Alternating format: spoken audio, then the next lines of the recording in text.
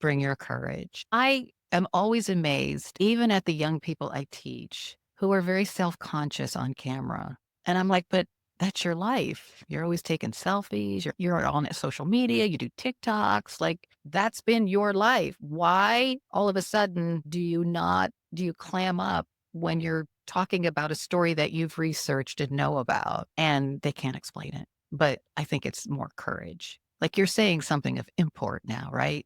That people are going to listen to and maybe critique. And it's not going to be, ha, that wasn't funny, or, oh, you're no, it's going to be like serious. So I would say bring your courage. On cam, ready in 3, 2, 1. This is Unknown to Known, an on-cam ready presentation. I'm Jamie Maglietta. Thanks so much for being with us. Today's guest is Carol Costello. You may know her from CNN or from the true crime space.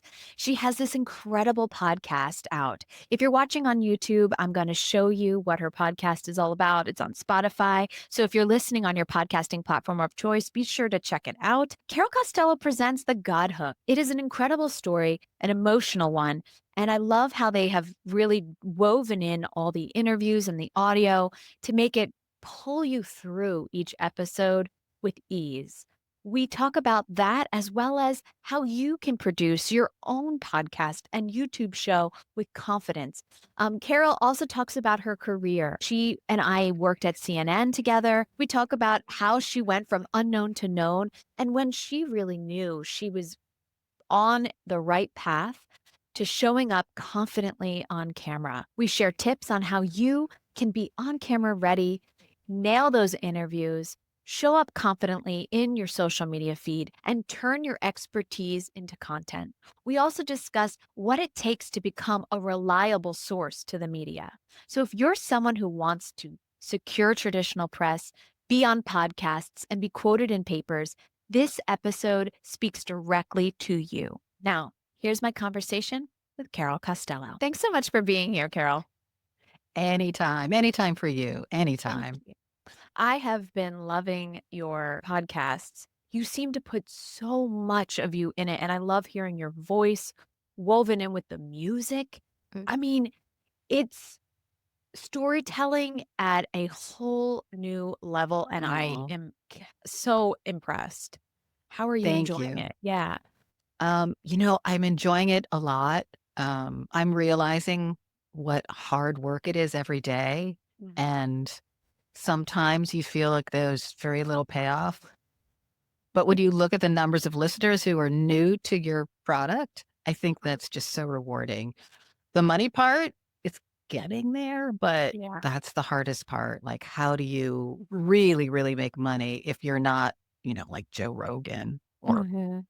you It's know, interesting, you went there so quickly, and so many people listening are probably thinking that right away as well. Like, how do you make money podcasting? mm, And I want to get to that, but before I do, you know, we've had many conversations through the years. Your CNN career, now you're podcasting, but the crime space is growing in such a way. What was it about focusing on this one story that excited you at this time in your career?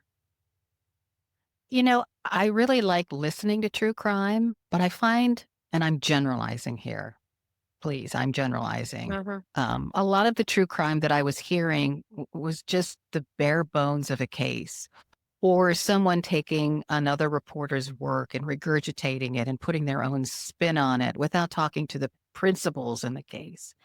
And I got to be honest, as a journalist, that bugs me. So I Mhm. wanted to tell true crime stories um, that were deeply researched, that I actually had a hand in interviewing the principals. And, I do use other reporters' works in my podcast, but I actually usually call them or I do the work myself, right? I check up on their sources. I call the sources and see if the stories are accurate. I wanted to put out a podcast like that that was entertaining as well, which is kind of a fine line because the Mhm. more entertaining you get in true crime, I think it veers on exploitation. And Mhm. I never want to be accused of that. I have been, I'll be honest, because everybody has problems with everything today, but I really try to be responsible and respectful and present information that I myself have found out. So that's why I wanted to do that deeply researched narrative kind of podcasting. So, did you collaborate with the network on the ideas for the podcast, like the stories, or did you come to them and say, "This is the story I really want to do. Are you in?" It was the latter. This is the story I really want to do. Are you in? Because to do that much work, because really I'm not paid myself, right?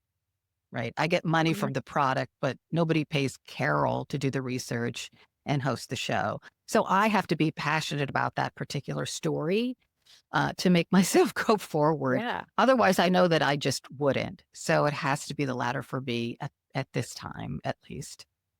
And, we've mentioned the money aspect a bit now, guys. And everyone who comes to me, especially at the Riverside events that we've held in Atlanta, they always ask, how do I monetize? And there's ways you can monetize. It's just that Joe Rogan money, as Carol mentioned, isn't being Isn't handed out to likely to all. come. This It's kid's like not come unless exactly. you want to do what he does, right? Yeah. And there are not many people who can do what he does. Uh-huh. But that's not me either, right? So I Yeah. know I'm never going to be a Joe Rogan because that's not me. I try to be incredibly responsible as a journalist, and oftentimes he's not, right? Mhm. That's his And shtick. And I think yeah. hopefully, people realize that, Jamie, hopefully. Mhm. But I think that monetization comes with time. You have to build an Mhm. audience. You have to build a loyal audience. You have to get them to subscribe to your product. Your product has to be consistently good. You have to have sponsors, which I'm acquiring sponsors right now, which makes me really happy. But that just takes time and it takes a slow building of audience because your audience isn't going to come quickly unless you're really lucky. Yeah, and it's, the growth on YouTube, on podcasts, it really is slow. And a lot of people say you need to be consistent at it for at least a year before you're really starting to see that momentum. And if you don't have that year or you don't have those 6 months to dedicate to a show, you may want to rethink doing it or rethink what your expectation of the outcome is. I mean, at least that's what I think. Oh, no, you're absolutely right, because I'm Mhm. actually in the midst of doing something like that now. I still want to do deeply researched narratives, but I realize that I can't disappear for 6 months while I work on these deeply researched stories. So in the meantime, I have to do something. So I decided to partner with the former district attorney that I work with, Emily Palfrey, and we're going to do something called Crime Confidential. And we're in the midst of that rebrand now. And how do we do that? Is it series three confident, crime confidants? Is it a separate thing and we just totally rebrand? And these are really difficult questions to answer when you have an audience that's already there.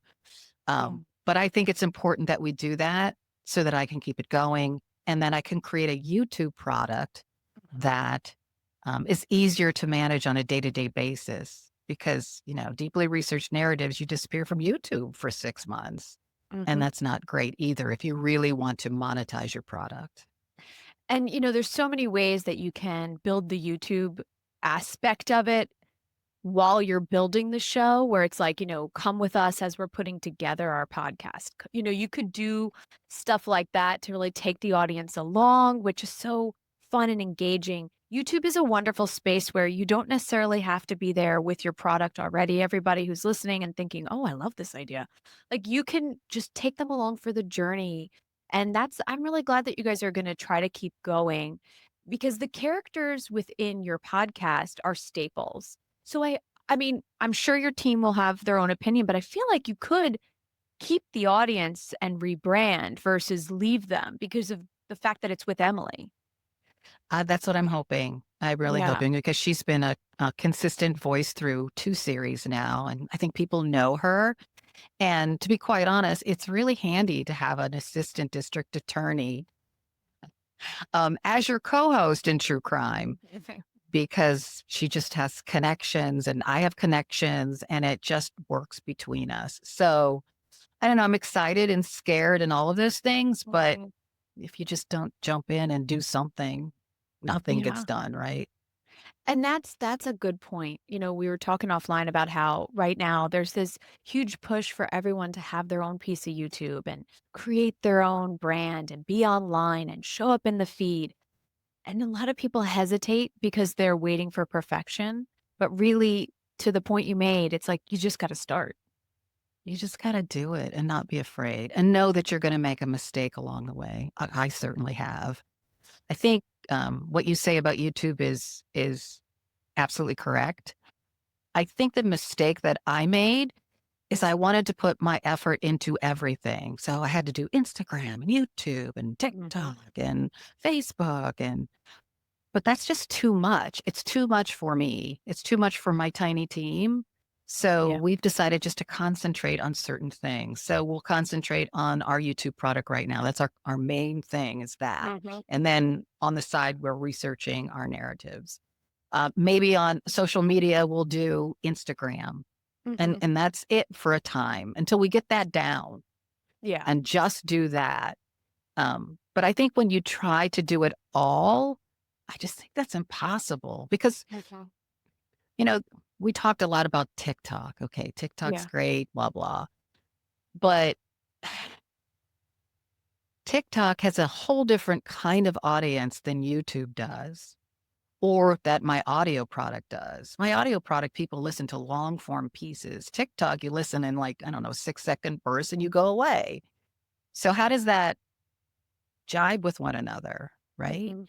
And I don't have the time right now to sit down and figure that out. So I'm going to Yeah. bypass it right now. And I'm just going to concentrate on promoting my pieces on Instagram, where maybe I can put longer form stuff on. And then, but I still don't think that drives them to YouTube, quite frankly. That's So just my personal opinion.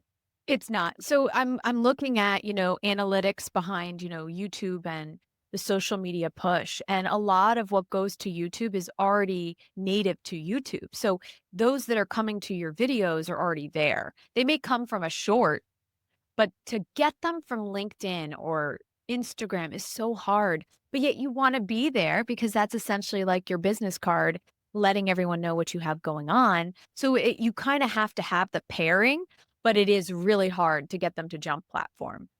So, Oh, you're totally right to hard. focus. You're right to focus. Yeah.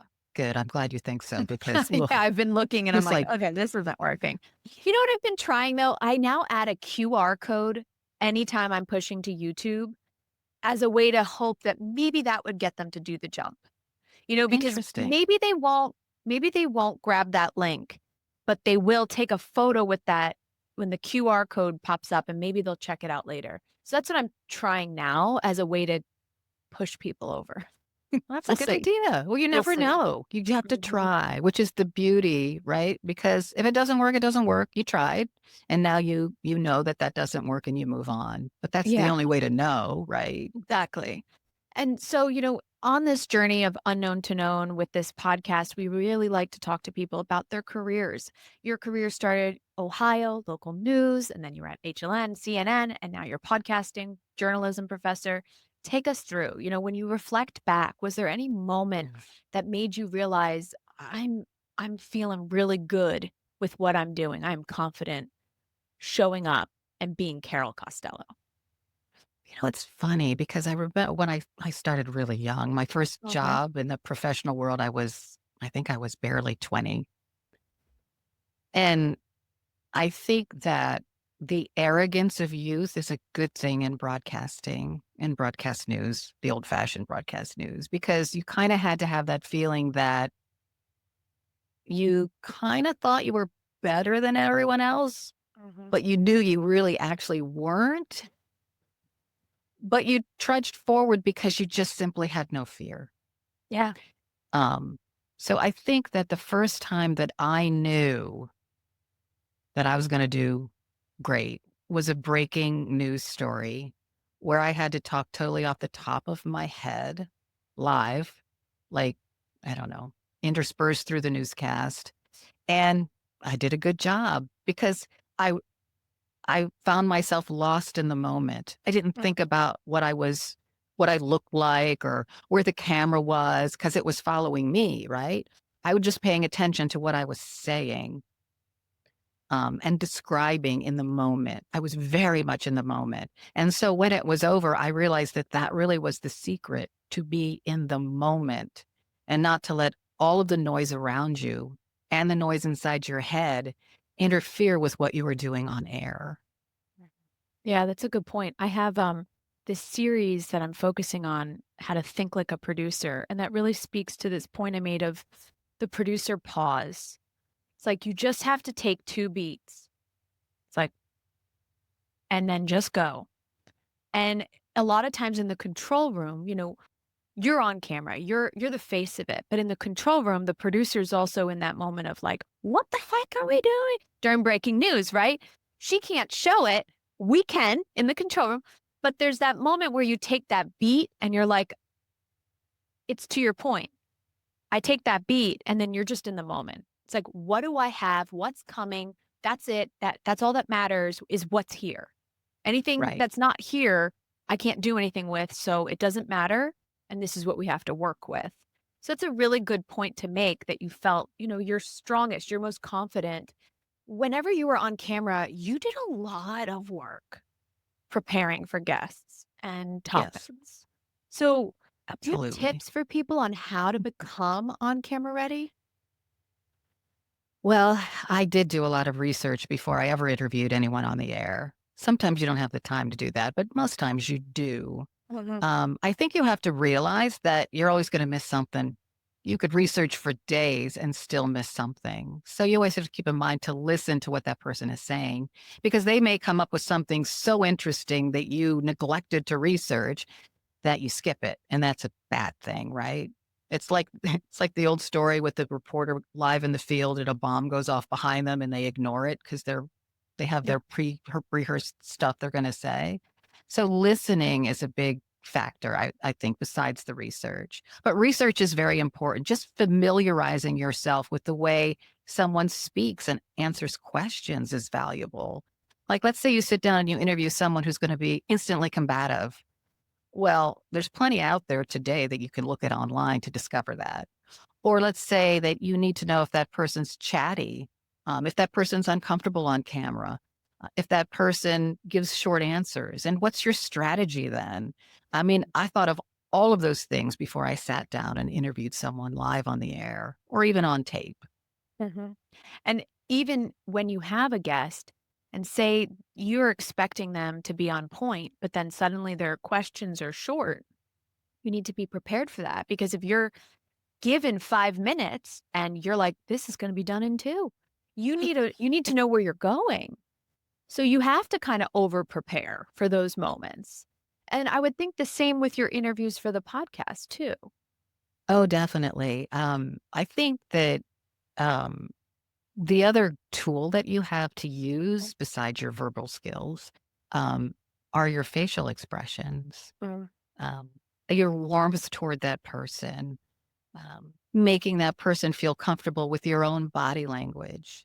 And that's true with podcasting too, because a lot of interviews that I do, even remotely, are on Zoom so I can see the person. I just mm, feel that's really, really important.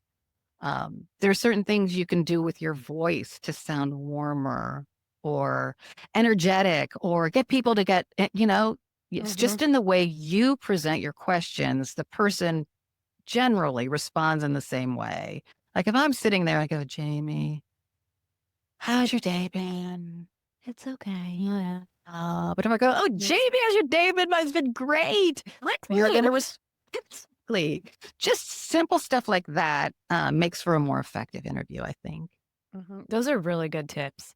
I haven't thought about the body language, and that's really key because even though it's virtually, you can put people at ease, especially if you feel like they're feeling uncomfortable or awkward and they're, never really on camera. Whenever you're selecting a subject, do you look for certain credentials? Depend I guess you would have to for TV as well as for the podcast, but I'm wondering if, you're looking for a specific expert, are there things about them that you try to identify to make sure they're a good on-camera guest before you even outreach? Oh, yeah. First, I see if there's anything online that they've done on YouTube or an interview they've done on some that I can watch, right? Um, when I look for experts, I usually, I A, look at their credentials. I B, look to see if they're overly political. Mhm.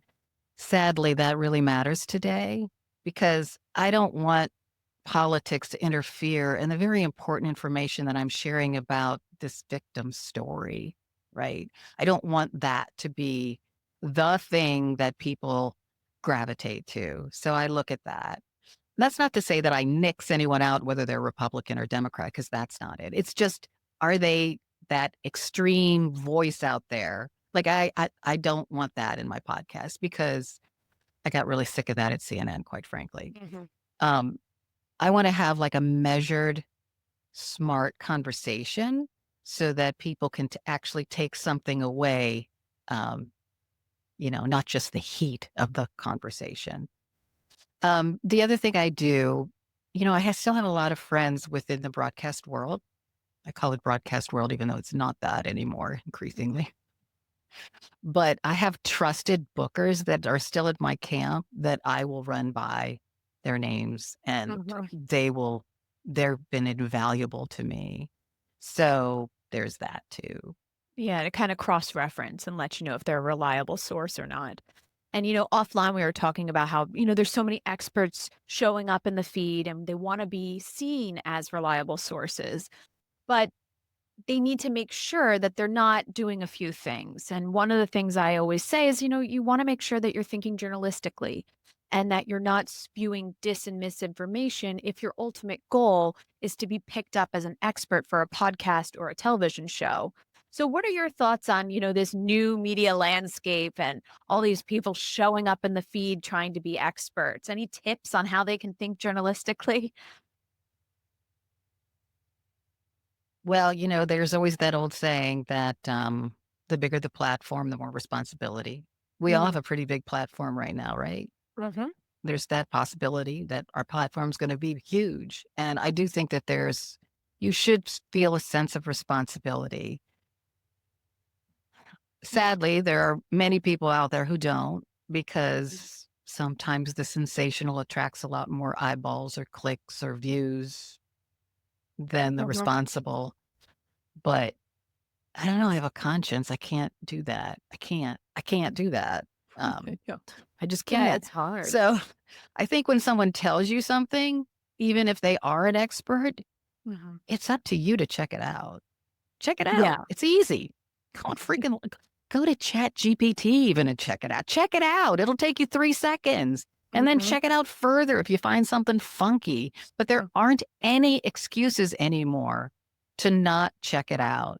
Even if mm, you value that source, if they say something where you go, wow, I've never heard that before, or "Oh, you're kidding, mhm. check it out. Yeah, and have a point of view that is based on your own personal experiences, academic backgrounds, and true thought leadership versus repeating what other people are saying. I feel like that's something more of them need to be doing too. Yeah, But because everybody's an expert in everything now, right? Mhm. That's Yeah. really the problem in our country. Everybody's an expert. Like mm, like the journalism tag or my education as a journalist, my years of experience as a journalist doesn't really matter to a great many people Mhm. because I'm either this or I'm that, right? Depending on where I worked. So I worked for CNN for 18 years. So I must be that, right? Yeah. Hmm. Mhm. I live in Los Angeles, so I must be that, Mhm. right? I've Yeah. said this certain thing about, I don't know, my support of gay people, so I must be that, right? Yep. So that kind of makes me sad as a journalist because I actually busted my ass to be responsible, right? Yep. And just to be put in a box bothers me. I don't know the solution to that, right? Like, when will people actually again believe professional journalists? Mm. Um, Yeah. I think a lot of that's up to us, True. right? to And I keep trying, to keep being responsible, to keep right. Mhm. I think you have a TED Talk there, though. I was like, I must be. That's a good talk. I know. I mean, maybe you could inspire a whole generation, but you are inspiring more journalists as a professor. Tell me more about the role that you're playing at the university and how, like, are you still very active? Is it a full, like, year commitment? What do you got going on? I don't even know the update. So as my podcasting career becomes bigger, I have less time to devote to my university work, but I still advise students at Loyola Marymount University's LA Loyolan, which is the student newspaper. I do something called Project Citizen, and that means that um, the students that I advise, along with Tom Nelson, who runs the student newspaper, um, we require our students to go out and do truly unbiased reporting. We want them to expand their mind and include all points of view. I mean, not, not racist stuff, but you know what I mean? Yeah. But I want to hear from Karl Rove. So students, I want you to go find him and I want you to interview him. I want to hear from people who work at Fox News. I want you to go out and do those reporters because our students in Southern California are incredibly liberal, right? Mhm. So you need to get them out of their bubble, and they have risen to they have risen to that occasion many times. In fact, they have a documentary coming out on November 5th, and they explore why Gen Z appears to be shifting to the right, like what happened in the last election. Mm. And the only way they can do that is to go out and interview people with all points of view, right? And Mhm. that's what they've done. And I've seen their rough cut and I'm very proud of them.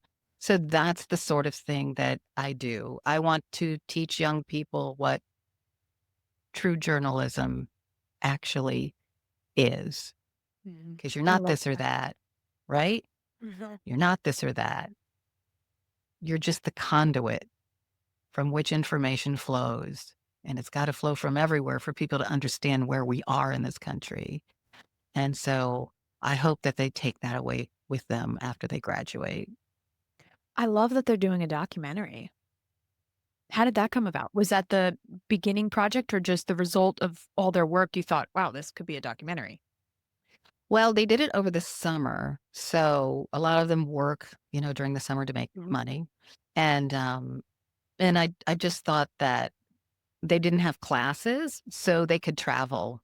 So for example, I think during the election that summer, we sent them to all 7 swing states so that they could interview people there, young people there in each state. Um, so the students had time to do that. So they put together a series of stories that year during the election. This year, we decided just to do a documentary with a smaller number of students so they could do a really deep dive. So they had time to travel and stuff like that. And they did a good job. They I interviewed a love lot of people. It was like, I love that. I wish I had been challenged with something like that. That's so incredible. And it's also very timely because as more creators push to create long form content for like streaming platforms and tapping into that youth mindset is really clever. I hope it gets to will it be public, this documentary? oh, yeah, I'll send it to you Yeah, that would when be it good. premieres on November 5th. They, I love um, that. they really did a good job, talked to so many people and, found out things about their generation that they didn't know. So Was I there think that anything was that just stood out to you that you were even shocked by what they learned? huh. I'm always surprised at when you look at generations, how different the oldest people in the generation are from the youngest. And that's even true with Gen Z.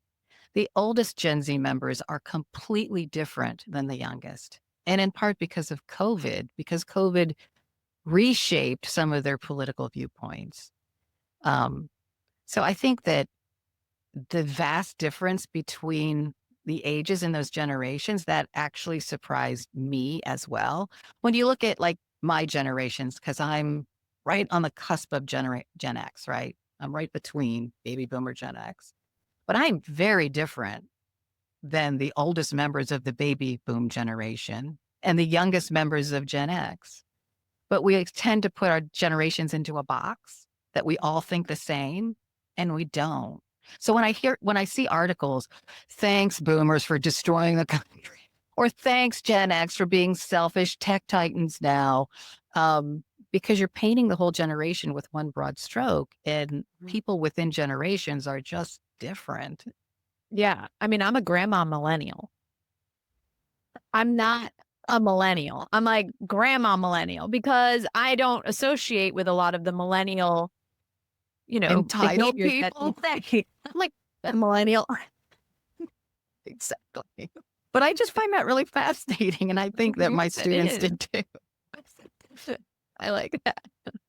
Wow. I think that's a really fun project. And I really like that you're invested.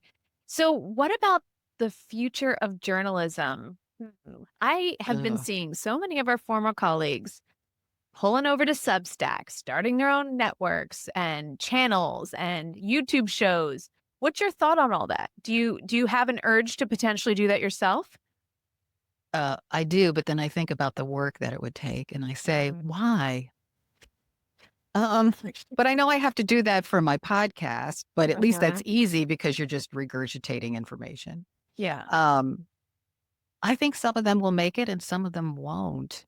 I Mhm. think that some have gone totally partisan, and I guess they're successful, but they're not journalists any longer, right? They're Mhm. opinion people, right? Yeah. And I wish Yeah. they'd call themselves that. Um, Instead of the independent journalist. yes, like, what the hell is that? I'm an independent journalist. Oh, yay. So what are you doing? Are you just like, I don't know, interviewing people who talk your language? Mhm. Because I mean, what is that? I Yeah. think that's just muddying the waters further. Although I do think, like the changes at the Washington Post, I didn't really like those. The LA Times is going through this crisis that's really awful. Um, so I'm not saying that they weren't right to leave because maybe I would have too if I worked at those places. Oh, But I don't know, what is it? Barry Weiss went to CVS. CBS and is running CBS, and everybody says, "Oh my God, it's gonna like annihilate CBS." And blah. Well, how do we know? Mhm. I Because mean, 'cause has CBS been really successful for the past, I don't know, 100 years? Mhm.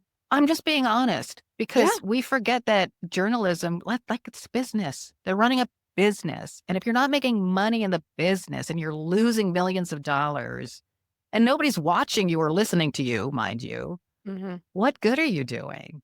Yeah. So maybe CBS is trying something different. I don't know. Was it bad 60 Minutes sat down with Jared Kushner? I don't think so. No, I Didn't think we it need to hear from him? yeah. Right? I don't know. To me, it wasn't bad. Barry Weiss Like got that. It wasn't bad. So I think we're so confused right now about what journalism is and what constitutes journalism and who gets to be that person who makes the decisions. And that's going to be ironed out soon, but it ain't yet because we're all confused. Even professional journalists are confused.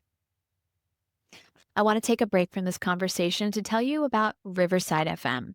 Riverside FM is the content platform that I use to create my podcasts as well as my YouTube content. If you are looking to start your own podcast or your YouTube show, consider Riverside. What's great about Riverside is the quality. The audio and video is top notch.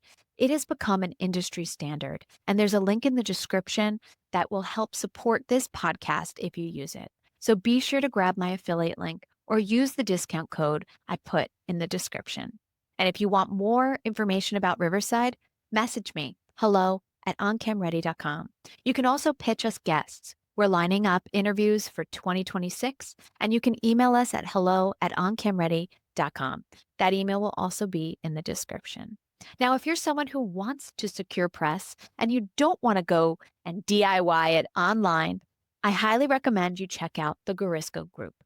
The owner of Garisco Group was a booker at CNN for over 20 years. We know each other and I trust her, and she has a wonderful staff in place, and a program in place to help you show up confidently on camera and get pitched to the right people. So if you're looking for someone to pitch you to the press, consider Garisco Group. And if you call them or reach out, use my name, Jamie, so they know that I sent you. Now back to the conversation. There's so many people turning to Substack and they're showing up, and I'm sure that, they all have their own sources. Some of them have kept their own sources. So they're able to continue the reporting. They're able to continue being journalists and run their shows. And I think it's incredible. But it's spreading so many of them all over the place that to me, I think right now we're seeing people follow people versus brands. So like before, I would always say, I watch ABC, I love CNN, I want to work here. I think it's more like now people, younger generations, are following the voices. They're following the people they trust versus the brand. And that's partly why we're seeing such a splintering of where to put our trust because people are starting to align with, say, Megyn Kelly, or now they Mhm. want Jim Acosta and they want to follow him and what he's doing. And he's on his own. So they're going to pull away from the main networks. We're essentially splintering it up even further with all of us going out and creating our own brands and platforms. So it's a I little, so agree with you. I yeah. so agree with you. And maybe that's the only way you can get eyeballs, Mhm. right?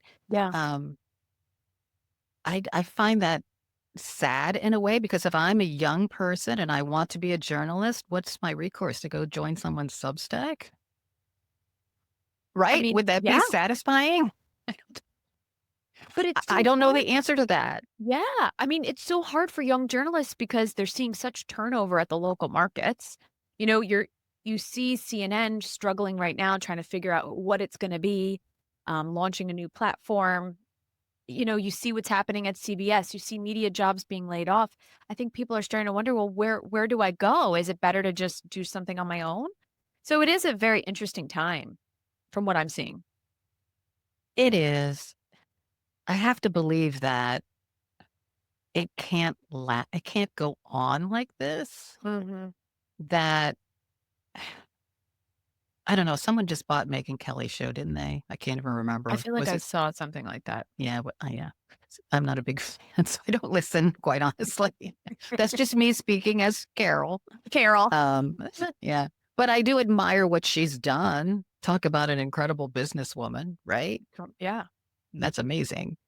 Mhm. Um, and she's one of the very few women who have been able to do that. So kudos to her for that, right? Mhm. Um, but she's way partisan. So to me, that's not journalism. It's just not. Um, I have to believe that the name brand networks will survive in other forms and that young people will work for them because I see that now. I mean, I never hear a student say, I'd really like to go work at Substack or I want to work at Ezra Klein's podcast, or they still want to work for the New York Times or Good. CNN or Fox News, or, it's not like, right? So they're That's not, good. so as long as there's that feeder thing going in and they have the new ideas, and they do, they're going to go in and change it eventually, right? And it's going to appeal to those viewers who are younger because right now, I think news is pretty much basically older people listening, right? So I don't know where it's going to go. I wish I could answer that because I would be No, a wealthy you'd woman. be a millionaire. So I know I'd create that for I know myself and I'd be exactly what's so happening. wealthy. Exactly.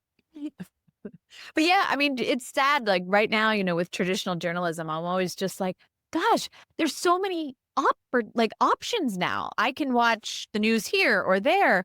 I was talking to my husband, and he doesn't watch the news on TV anymore. Only what shows up in his social media feeds, Facebook, Instagram, and I'm like, you know what? If I don't make it a point to put the TV on and watch, I don't get it either. It's in my feed. So there is that chance right now where people are going to just start maybe developing television news just for the feed at some point. Maybe that's a prediction. I think that, like CBS, they're gonna Mhm. suck up those people who've been successful in that world, and they're Mm. gonna give it a go. And then if Yeah. that works, that's where the future of journalism lies, right? Mhm. That's, I think, where we're at right at the moment. Because, but you're right, I don't watch television news, and I made my living in television news since I was 19 years old. So it makes me sad in a way, Mhm. but that's just the way life changes. Businesses Yeah. change.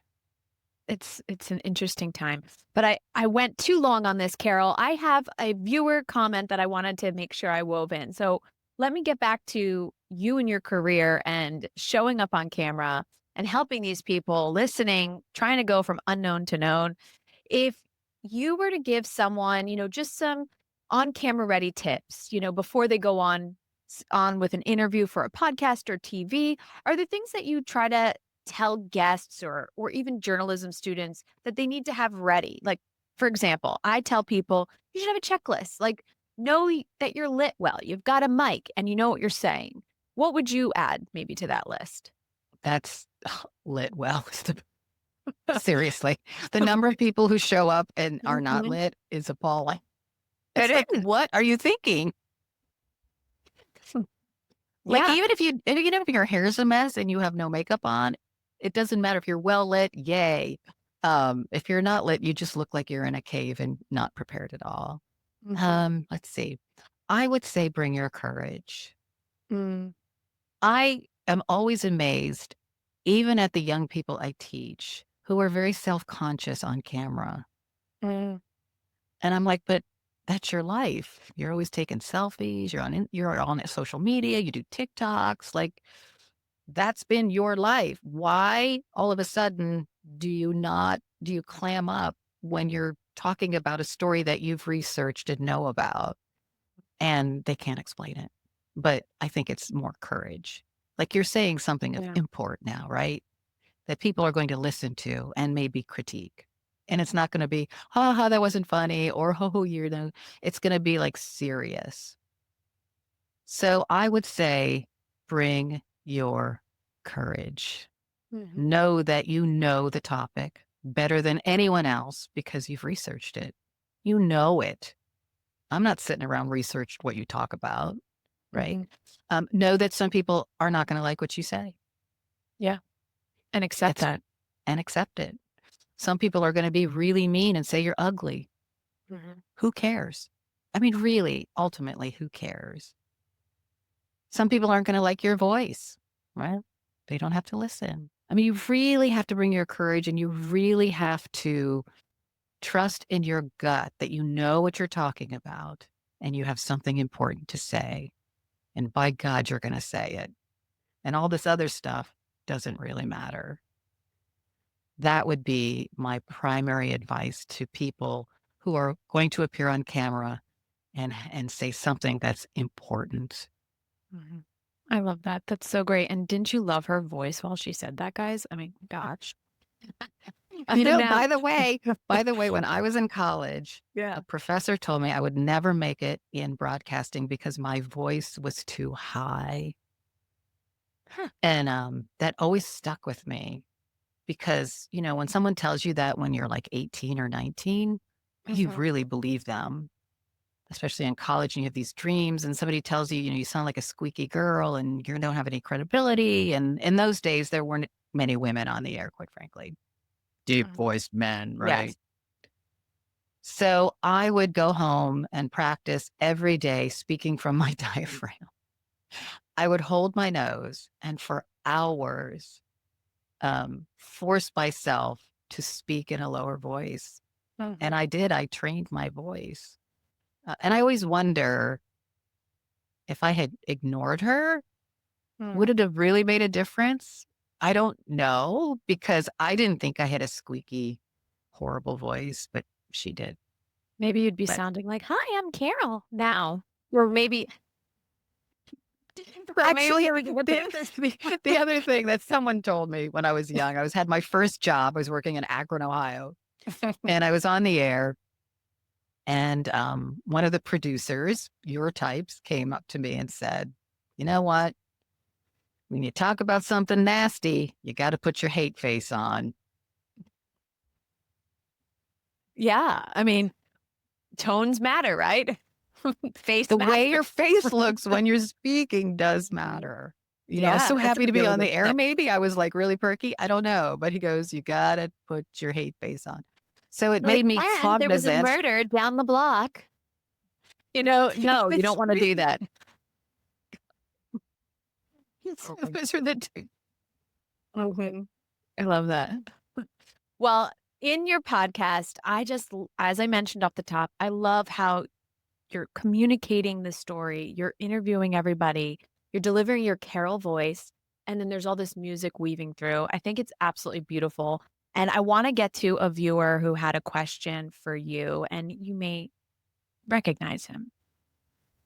Hi, everyone. My name is Lachlan Hart, and I am the sound designer and co-editor on Carol's podcast, The God Hook. And we're working on some other things together as well. Carol, the question I have for you is, as you can hear in my productions, music plays a big part in what I do in heightening emotion and sense of tension and urgency. All my productions use a lot of music, and music plays such a huge part of my life. And I'm just curious as to what songs or what types of music have influenced your life. Basically, what's the soundtrack to your life? I know personally, whenever I hear a song called Midnight Walker by an Irish artist called Davy Spillane, it brings goosebumps because that's a song my wife walked down the aisle to, and it's a moment I'll never forget. And I'm just curious, are there any songs or types of music that you absolutely love and you listen to on repeat over and over again? Okay. Hope to chat to you soon. Bye. Yeah, I think we're going to chat tonight. He is so talented. I mean, if you're doing a podcast, if you want a sound engineer who, sound engineers are technical. Sometimes they're just technical, but Lachlan's like, he, he really like feels the story, Mm-hmm. which helps him design the sound and move the story along in the right ways. So you need a sound engineer like him. He's Mm-hmm. amazing. Okay, to the Yeah. question. I think lately the soundtrack to my life is anything St. Vincent does. Um, I really like her Mm. because she's at times angry and passionate, no holds barred, strong, and not afraid to do her own thing. And whenever I'm feeling like um, I don't have, I like to think I have those attributes, right? But whenever I'm think that I am lacking one or two, I just put on a St. Vincent anything. Mhm. And it does drive me. It's amazing what music can do. It's just amazing. It so is. I'm really thankful for Lachlan for sending that question in. I mean, for me personally, I listen to Ludovico Einaudi, and he is my favorite. I listen to it all the time. We went to see him in Just the concert. name. Like everyone else is going to see, AC/DC, Rush, and I'm like, I'm going to Ludovico Einaudi. But, when you have music that gives you goosebumps or just makes you feel something, it is great. And that's what I loved just listening to the podcast. And that's how Lachlan and I connected. And I just am really glad he was able to contribute to the show and also ask you Oh, that question. And I wanted to make sure that I ask, on your career from unknown to known, like you're known, you're Carol Costello.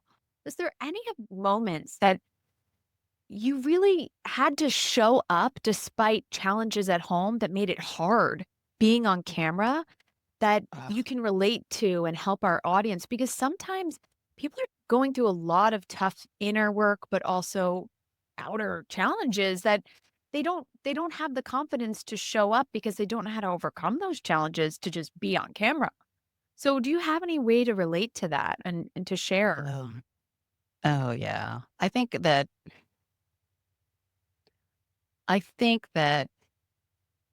when you work at a national network, you feel like you can never be absent as talent because there's always someone behind you that's going to take your job. And you're told by the bosses that you're replaceable. Everyone's replaceable. I mean, I've been told that many times in my career. And I think the bosses do that to psychologically control you, but it does have an effect on your psyche, right? So you tend to show up at times when perhaps you shouldn't, right? So there was one incident where my stepfather just died. And I really wasn't paying attention. I was just reading, which is always dangerous. But sometimes that's just what happens because you mentally cannot be there. And I will not repeat my mistake, but I made one that had ramifications and I thought I was going to be fired, right? Oh. Mm. It was bad. Luckily, I've always had great executive producers and producers in my life, Jamie. So, mwah to you. Oh, I mean, always. They have had my back, and I hope they know that always had theirs. But they bailed me out of that situation. So, I would suggest if something like that, and you're just mentally anguished, it's best just not to do it. Don't go there because you're human and you need a break, and that's okay, right? And I should have realized myself. The second time was my husband had a brain hemorrhage, and he was in the hospital for a long time, and I needed to go to work because I couldn't be off that long. And I remember I was on the air with this very extreme right-wing person who was making disparaging statements against gay people, like things that were totally, completely despicable and untrue. And I was so tired and I was so scared in my personal life that I said to this person, you know what? I don't have time for you. I don't want you on my show ever again. I don't want to ever see you on the air. You claim I'm a member of the gay mafia. Well, I'm a proud card carrying member. And I don't know that I would have ever done that You had said that on air. I said that on the air. Yeah. I didn't get in trouble for it because he was such No, an but ass. But but but you might have perhaps, been a Jamie, Mediaite after that. I Not my think I favorite. was. I think I was. But that's an instance where it kind of worked out for me because I got positive, right?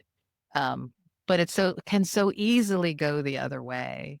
So perhaps at that time even I should have just in fact, that whole incident is really the reason I left CNN because I said to Jeff Zucker, actually, I said, I was on the air while my husband was in the hospital with a brain hemorrhage, and I would do my shift, and then I would go to the hospital, and I would sleep for 2 hours. And like, that's fucking crazy.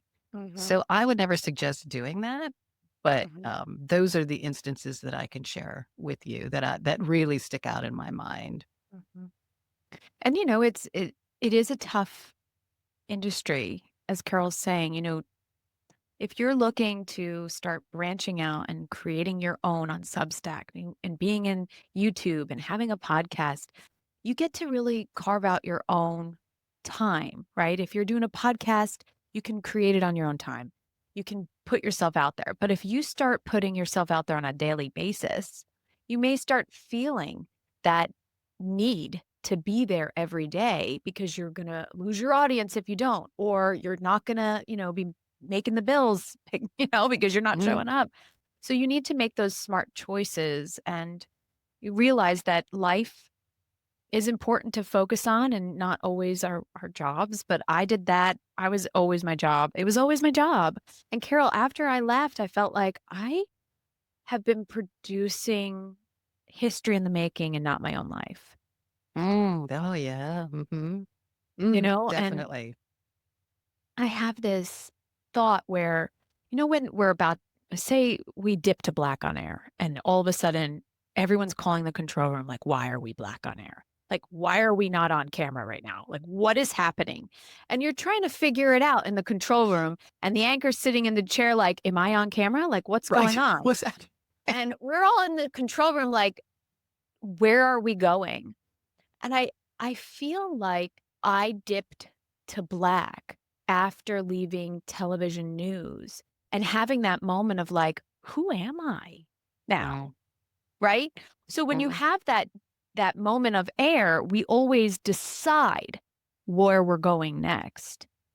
And I've been starting to see it as that's what happened. I left TV news. I didn't know who I am. I dipped to black and now I'm deciding and choosing how I want to show up on camera, how I want to be in this new media world and how I want to serve. It's an interesting time. But yeah, I just thought of that dipping to black because there's so many Yeah. times, right? Well, You'd be like, go. you should feel so proud of yourself. You just Oh, should. Because oh, thanks. what you're doing is, it's well, A, it's really great and helpful. And B, it's courage. Just like Mhm. I was saying. Yeah. Like, I'm sure in the back of your mind every day you think, God, I don't know if I can do this. Am I doing it Hmm. right? Right? Yeah. But you go ahead and you just do it. And I think that is that's just amazing because Thank there are you. so many people out there who think about doing something but don't. And I feel for those people. I do. Yeah. Because I know there's always that tiny bit of regret back there. Hmm. And hopefully they're listening to us now and are making that choice to do something about those dreams they have. And now's the time to start carving out your path online, right? So maybe they will walk away with that. I will make sure that there's links in the description so you can connect with Carol, listen to her podcast, and find her on LinkedIn and follow her on Instagram and do all the things. Carol, thank you so much for being with us. Anytime. Thank you for having me. I appreciate it.